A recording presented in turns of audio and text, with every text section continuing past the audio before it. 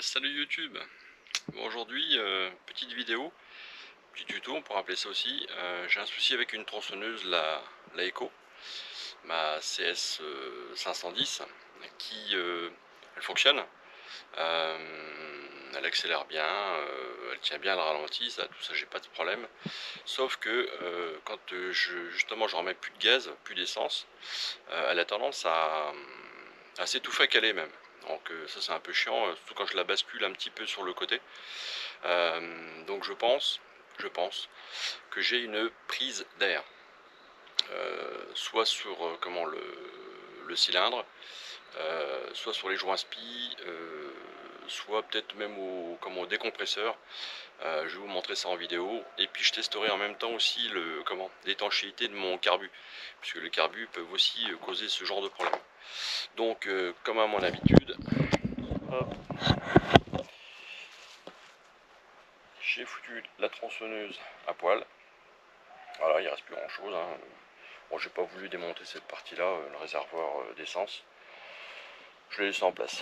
Et puis bah, comme d'habitude aussi, je fais des petits sachets pour mettre mes pièces les unes. Voilà, c'est pareil, des petits sachets différents pour m'y retrouver.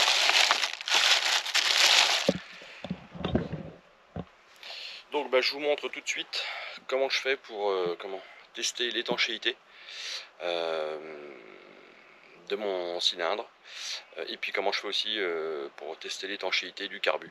Allez, c'est parti. Voilà, donc j'ai mon cylindre avec le bas moteur ici. La vis sans fin, c'est le côté entraînement, et puis de l'autre côté donc côté volant magnétique. Donc je vais tester ici les joints spi qu'il y a là, et puis qu'il y a de l'autre côté. Je vais tester aussi l'étanchéité du bas moteur ici, là, parce que c'est deux parties, hein. Et pour pouvoir faire ça, je vais le mettre en pression. J'ai réalisé une plaque ici, là, que je suis venu fixer. J'ai un petit joint caoutchouc, bon, c'est de la chambre à air, hein, tout simplement. Et puis j'ai bouché aussi le côté admission, là où il y a l'admission d'essence. J'ai refait une plaque aussi, et puis donc pareil, un petit caoutchouc ici, chambre à air. L'étanchéité du dessus du moteur sera fait donc par la bougie. Je suis venu souder une petite, hop, voilà, comme sur le côté, un petit bout de tube pour pouvoir mettre en pression. Il va falloir tiens, que je bouge ça là, ouais, parce que sinon l'air elle va sortir par là. Et puis je vais regarder si ça fuit ou pas. Alors l'élément indispensable pour faire ça, il faut un mano avec de la tuyauterie et une petite poire de gonflage, voilà, qui va me permettre de monter en pression. Bon, c'est pas la peine de monter en pression très fort, hein, 0,8, 0,6 ça suffit. Allez, go.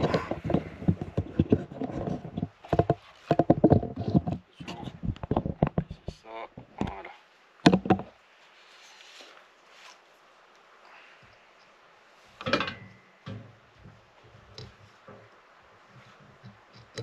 Hop.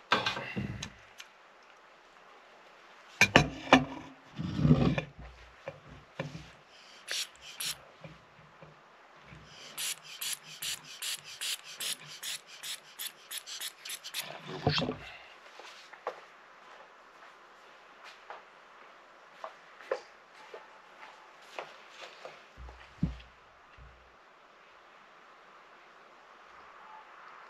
Tac.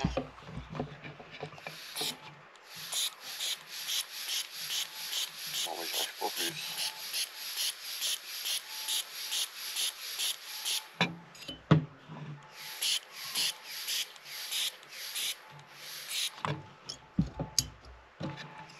Ah, voilà.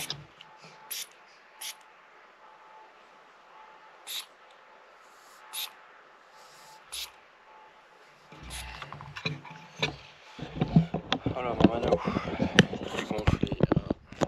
J'étais à 0,8, ça descend. Ça descend à vue d'œil.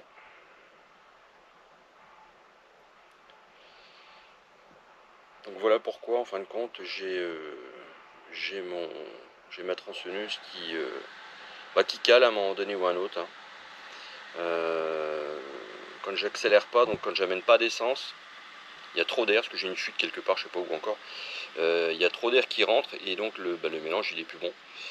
Sur un moteur de temps ça pardonne pas, hein. Si vous n'avez pas un bon équilibre entre essence, enfin gaz, puisque on ne brûle pas de l'essence mais du gaz d'essence, et puis l'air, ben, ça marche plus. Ou en tout cas ça marche pas bien. Alors, hop, je remets la cam. Je vais couper parce que à nouveau mon écran s'est éteint. Voilà. Alors j'ai un petit produit tout bête, hein. C'est bon, moi je suis chauffagiste, hein. Donc j'ai du détecteur de fuite. On va regarder si ça vient. On va regarder au niveau de la bougie. Bon, apparemment j'ai pas de bulle. Regardez le décompresseur là, qui est sous pape de décompression. Apparemment j'ai pas de bulle. Non. Ensuite, on va vérifier quand même que j'ai pas de fuite ici.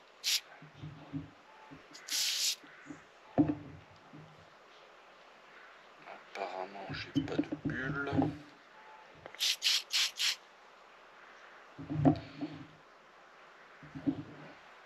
Pas de bulle. Ça c'est étanche. De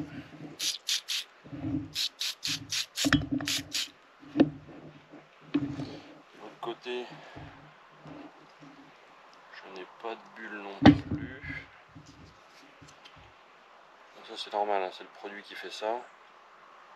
On va vérifier un coup les joints SPI.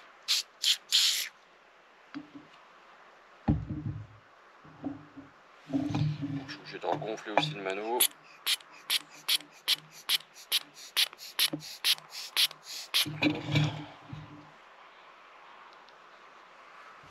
Non. Vous voyez, hein, il n'y a pas de bulle. S'il y avait une fuite, ça ferait des grosses bulles tout de suite. Et enfin, le dernier.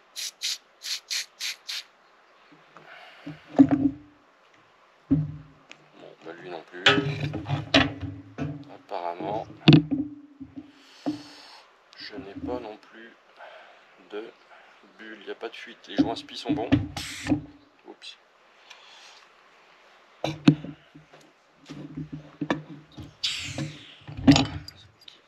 La soupape.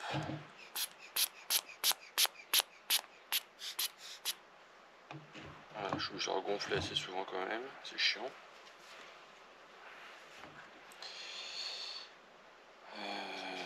Bon, pas de fuite. Donc, pas de fuite sur la soupape de décompression, pas de fuite à la bougie, pas de fuite aux deux joints SPI.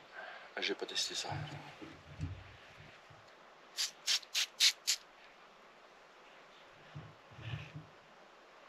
Ce côté-là, c'est bon. Le bas moteur, bon, ça en principe, ça est rare que ça fuit. Hein. C'est monté vraiment à serre.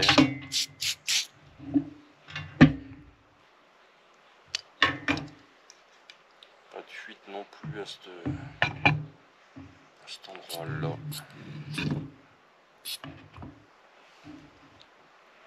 Bon, ça c'est plutôt une bonne nouvelle. Alors, j'ai pas vérifié. J'ai pas vérifié ça, tiens.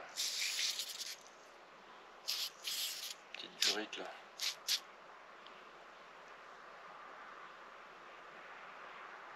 Non, j'ai pas de fuite non plus à la durite. À mon avis, ça pourrait être mon carbu.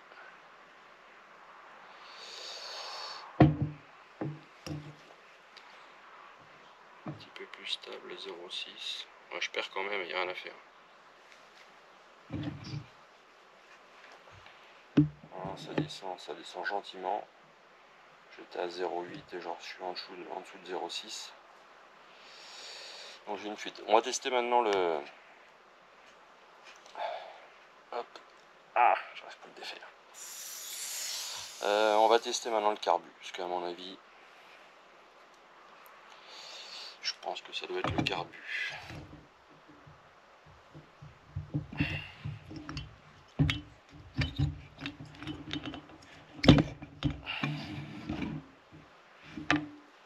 Je coupe et je vous reprends. J'ai enlevé le carbu, parce que c'est lui qui fout le bazar. J'ai foutu un bout de ferraille dans le petit tuyau. Et je viens de gonfler mon... Ça fait bien le net.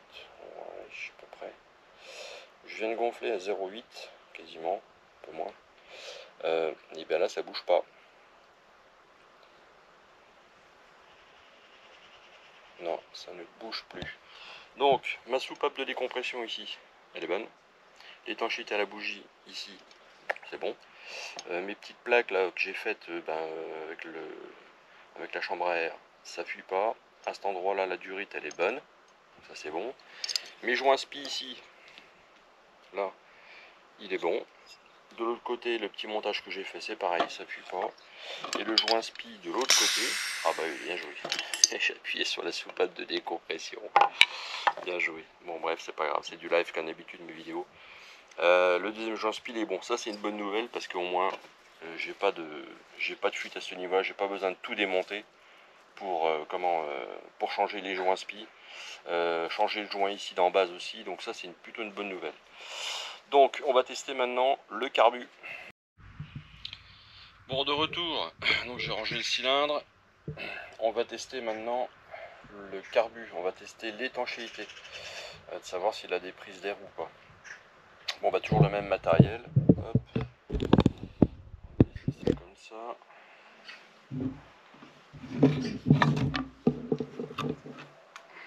L'eau. On va se mettre comme ça, vous puissiez voir le mano. Je vais avancer un peu, désolé.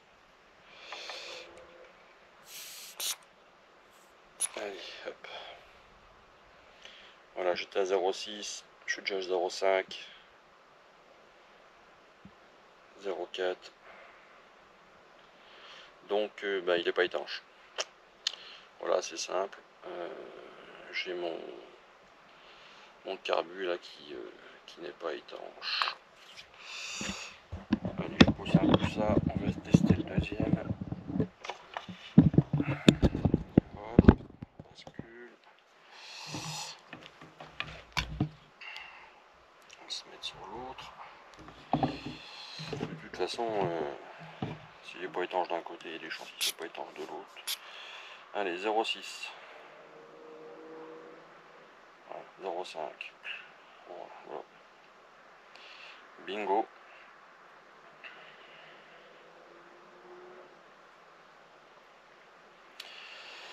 Voilà pourquoi ma tronçonneuse ne fonctionne plus correctement. En fin de compte, j'ai une fuite. Donc mon carbu ici, là, qui dit fuite dit aspiration d'air, et puis le mélange il est plus bon. Je l'ai réglé je sais pas combien de fois et j'y arrivais pas avec les petites vis. Moi j'ai bien galéré quoi. J'étais persuadé en fin de compte, c'est pour ça que j'ai testé quand même mon cylindre, j'étais persuadé que j'avais un joint spi parce que la tronçonneuse n'est pas toute jeune. Je pensais que c'était un joint spi, un des deux joints spi qui était foutu. Voilà, donc le résultat c'est mon carbu. Là-dessus, qu'est-ce que je vais faire? J'ai deux solutions.